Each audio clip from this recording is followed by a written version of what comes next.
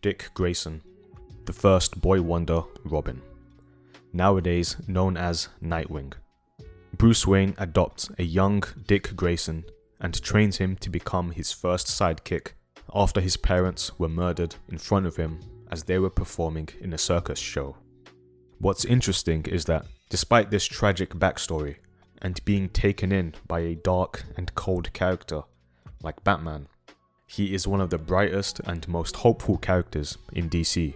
His masculinity isn't defined by being emotionally distant and overly serious, but rather his ability to be emotionally available to all his fellow heroes and being a role model and big brother to all the characters that look up to him. His warmth and friendliness makes him an effective and strong leader, and he's so firm in his masculinity that he isn't insecure about being with a woman taller than him. How about we do that move you taught me last weekend? Now? I admire your boldness, but what will the team think? What? No, not... Dick Grayson goes from Batman's sidekick Robin to a fully fledged superhero in his own right as Nightwing. This is Nightwing and Masculinity. Before we continue, let me just quickly plug my channel. My name is Imran and I make video essays on masculinity. If you like this sort of stuff, then be sure to subscribe because I have plenty more videos on the way. I also have a Patreon if you're feeling generous and want to support a small YouTuber. Thank you. Whether fictional or not, strong masculine men end up raising strong masculine men. I've spoken multiple times in my previous videos about how important father figures are.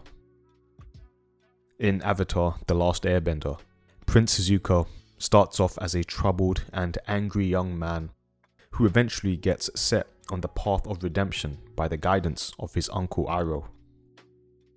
Spider-Man is a hero because of the lesson his uncle Ben taught him about power and responsibility. Even in my video about Khabib Nurmagomedov, I talk about how his success is largely due to being raised by a strong father in Abdul Manap. The same exact things can be said about Dick Grayson and Bruce Wayne. Batman trains Dick Grayson, both in combat and in character, guides him to bring justice to the men who murdered his parents without crossing the line in becoming a murderer himself. He trains him to control his rage. It's Batman being a role model to Dick Grayson that allows him to flourish as a superhero and as a man. It's our role models who make us who we are. And because Dick Grayson is raised by a strong leader in Batman, he also becomes one himself in leading the Teen Titans and being a big brother figure to the rest of the Robins. Like Batman, Dick Grayson has no superpowers, but still commands respect as the leader of the Teen Titans. These characters look up to him as a leader and as a big brother. Nightwing as a leader is able to connect with his fellow heroes better than Batman ever could. Batman doesn't trust people easily. He has contingency plans for the members of the Justice League and generally tends to be cold towards people.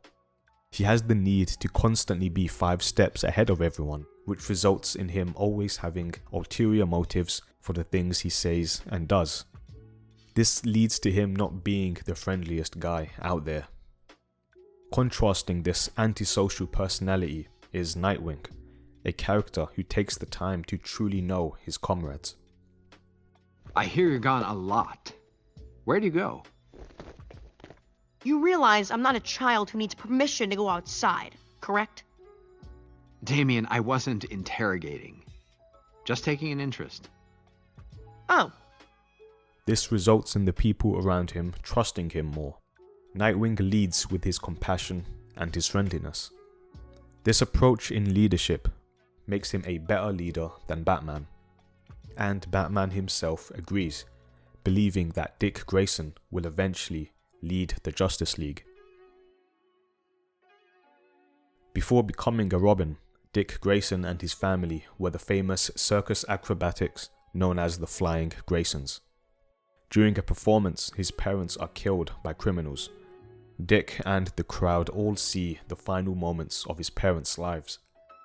This was incredibly traumatizing for the young boy. Both Bruce's and Dick's parents were killed in front of them at young ages.